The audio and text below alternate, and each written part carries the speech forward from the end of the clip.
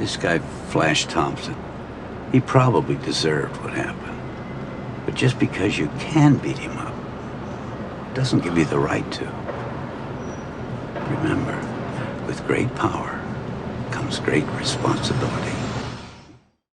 Welcome back to Thinking Critical. This is Wes, and I hope you're ready for today's comic book review.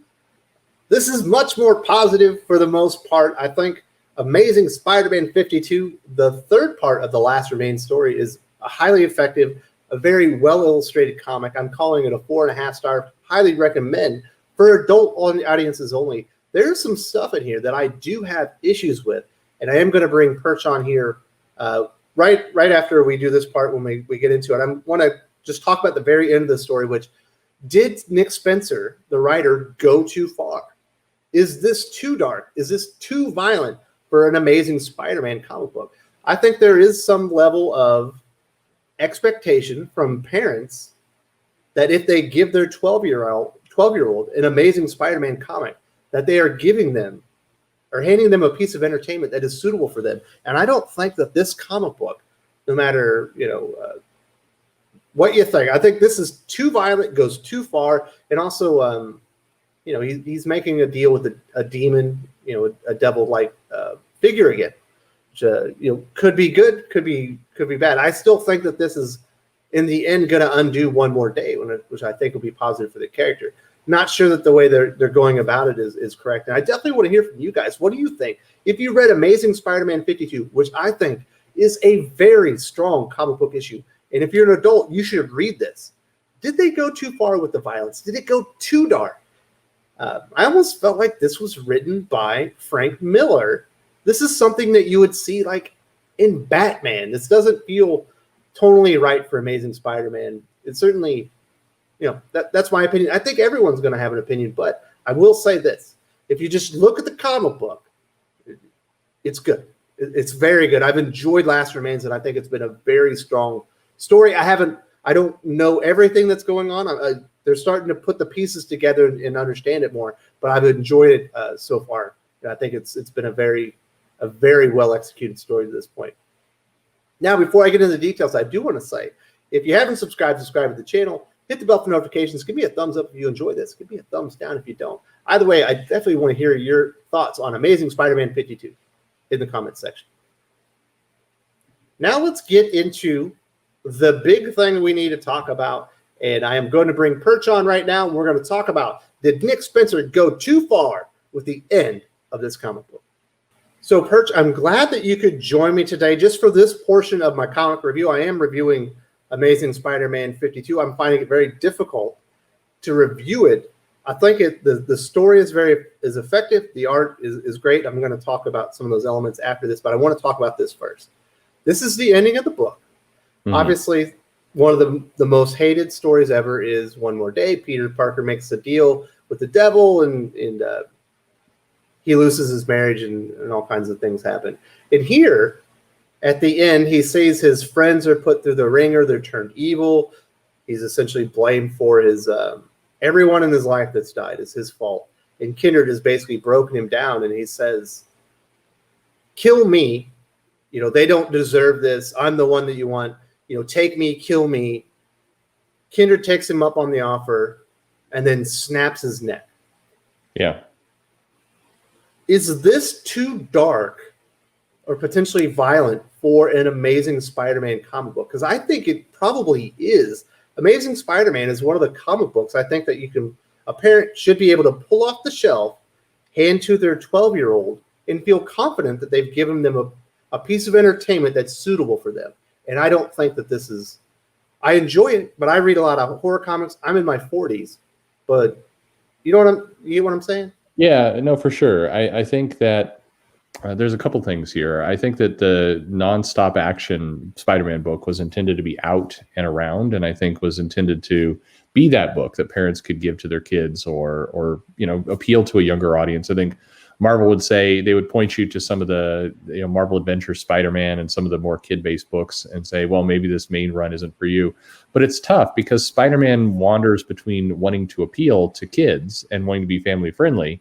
and then doing dark things. And they had the same complaint back in the 80s with Craven's Last Hunt, where you had some relatively, lightweight stories going on with Spider-Man, and then suddenly you getting Peter Parker buried alive, and maybe terrible things happening to Mary Jane. It was always a little unclear, and ultimately Craven the Hunter killing himself in that book. And there were a lot of parents who were really outraged at the time, saying, you have this super glossy artwork, it appeals to kids, we want to give it to them, and then we've got a man committing suicide in here. It's not what we want. This book falls into the same bit, where you've got some very catchy covers, and you've got Spider-Man fighting a monster, and that is going to appeal to kids.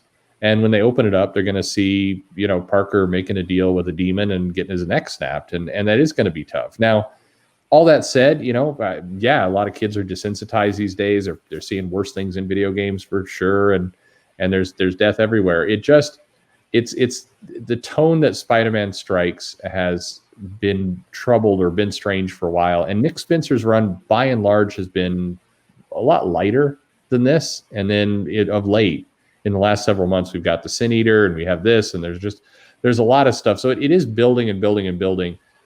This page feels like shock value to me. We'll see how it's not completely correct in the next issue, but it's a tough one. I can see a lot of parents being upset.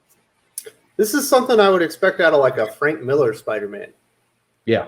It's definitely a more adult Spider-Man. But like I said, Marvel's been confused a little bit with what they're doing with Spider-Man for a while. Are they trying to make him a grown-up story? Is it trying to be lighthearted adventure? Is it what is it trying to be? And I think that's why they've toyed around with the different titles. But Tom Taylor's brief run on his Spider-Man Neighborhood. Yeah, that dealt with cancer and other. I mean, it just Zdarsky had some good stories there, but that was kind of appealing to a different audience as well. So I think that Marvel doesn't completely know what they want to do with Spider-Man, and you see it playing out here. Now, we know Nick Spencer is obviously notorious for he has pushed the envelope probably too far in the case with Captain America.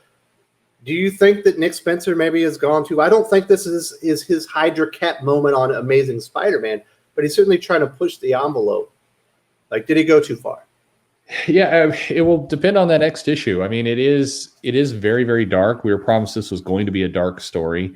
I read this and the whole concept of Parker paying, he's responsible for everyone's death and all this. There's some aspects of that feel like we're just being masochistic over Parker's guilt, because his guilt has been a part of the story for decades now, and to see it brought back up again, it feels like we're just dredging all that back up, kind of erases some of the work that Spider-Man has done. And then to have these kind of shock moments where his neck's getting snapped and other things, you got skeletons hanging around. I mean, it's a very dark story for sure. And how it comes out the other end will, I think, define where Spencer goes. If he's undoing one more day, if he's providing some new darker shadow to Peter Parker's life, he's going to get hit. I think people don't want that level of Cap Hydra twist coming into Spider-Man. I do think he is undoing one more day, but this isn't exactly how I expected it to happen. Obviously, I'm going to keep reading the series. I've enjoyed it. And Perch, thank you so much for joining me today. And just give me your thoughts on the big twist in this one, in the case of Spider-Man making another deal with the demon and getting his neck snapped. Yeah, absolutely. Thanks for having me. I do want to say thank you very much to Comics by Perch for joining us, giving a few minutes, his take on this. I'm on the fence. This is too dark and too violent for kids, and I do think there should be an expectation that when you're picking up an Amazing Spider-Man comic, that it should be kid-friendly. But time will tell. We'll see what they do with this portion of the story. Is he going to hell after this issue? I think that would be pretty crazy, but it could happen. Now, getting into some of the other aspects of the comic book besides the very end, we don't always cover the end first, but I do think there might be some controversy about this. There's certainly some issues I had with it, even though I enjoyed the comic book. We do have to talk about the art from Patrick Gleason. He's the new artist on Amazing Spider-Man, and I can say, job well done. Patrick Gleason, I do think his art is fitting the series better so far than Ryan Ottley, and I enjoyed Ryan Ottley's artworks. Although this is a much darker take, we never saw Patrick Gleason do anything this dark when he was doing working on Superman or co-writing it, or when he was I think he did some Super Son stuff as well. We never saw anything quite like this. So it's a kind of a new, if you only knew Patrick Gleason from Superman, this isn't quite what you're expecting. But he does a lot of really great. Just look at the line work in here. You don't normally get a lot of emotion portrayed through the eyes of Spider-Man because of his suit. He does it really good. There's a couple of times when he's like you can tell he's chomping down at the bit. He's like wanting to go after Kindred. And we also get a good look at Kindred for the first time. We'll see that here later. And it's all done very well. Sorry about that. Now, like I said, this is a very dark comic. This isn't something I normally associate with a Spider-Man comic. This cloaked in black, sitting in the shadows, where the only thing you can really see are his eye slits, for his superhero suit. Obviously, there is a little bit of you can kind of see some of his form in the shadow, but this is something typically you would see from Batman, like a Batman super dark street level character. Obviously, but Spider-Man is a street level character. Not something I'm completely used to. Obviously, we probably have seen this in the past, but it did strike me as very effective with what he was trying to portray, and really good job by Patrick Gleason. I think that he has taken to Spider-Man like a duck to water. He feels like he's at home, even though this is much darker than I would have anticipated. I am very hopeful when the tone lightens up and maybe Spider-Man gets to be a bit more joyful and happy, that we'll see even better work from Patrick Gleason. But he is absolutely knocking it out of the park so far. Now let's get back to the story, and we definitely have to talk about Kindred. We learned some more things about Kindred when Spider-Man. This is the first, maybe not the first time, but the real first prolonged conflict as they're fighting each other. And we can see Spider-Man saying he's too fast, he's too strong. I don't even know who I is or who this is. And he's asking him, "Who are you?" Kindred's like, "Wrong question. It doesn't matter who I was." So obviously this is an evolved version of an old character. We believe it is Harry Osborn. I'm starting to believe it might be Peter Parker pre One More Day. It matters what I become. And he's really putting him through the ringer, as he and we're going to kind of get at that in here in a second. There's some beautiful, fight choreography going on in the background. But this is the first time, one of the first times we get a real good look at Kindred's face. Obviously, there's maggots everywhere, enormous centipedes going out of his back. But Peter punches him because he's very upset, and he just goes right through him. We see some goo and stuff going out. So it appears that Kindred, the demon, is invulnerable. Like, you probably can't physically attack him. He probably needs Doctor Strange's help here. That's probably that is the folly that happens here. Was he was asking Doctor Strange for help in the last issue. Doctor Strange said, "Hey, did you make a deal with somebody? I need to go look at this." And then he stole one of his artifacts so he could go and confront Kindred, and he fails miserably because he needs he cannot take on Kindred like physically. He's probably going to have to do it in another realm. And like I said, Kindred really puts him through the ringer here. And as Perch mentioned earlier, there's a lot of rehashing about things that have been discussed in Spider-Man for a very long time. Everyone that gets close to Spider-Man other than, Aunt May and MJ end up dead. And this is the beginning of the book as he sees Kindred. He's having that at that dinner table. And we see there's George Stacy, Jean DeWolf, Marla Jameson, Flash, Gwen, and then he brings out the big guns, Uncle Ben.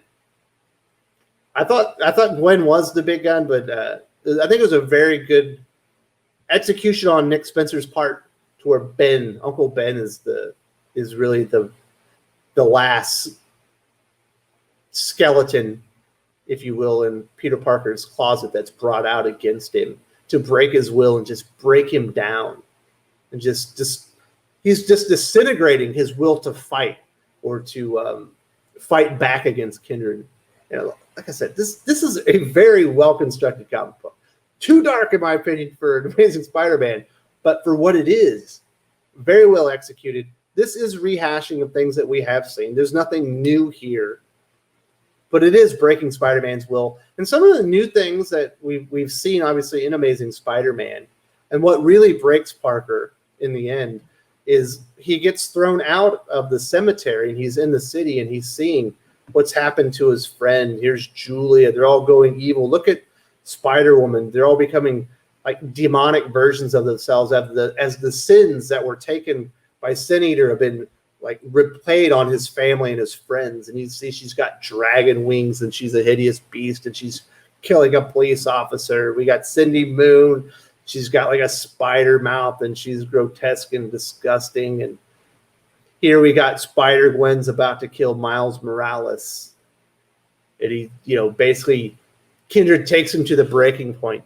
See what your actions have done to everyone that's loved you in the past. See what your actions, the sins of your past, are doing to your friends in the present. And he just destroys Peter's will to fight back. And that's what leads to the scene at the very end that we already discussed at the beginning, where he's like, take me. My friends don't deserve this. They don't deserve to die.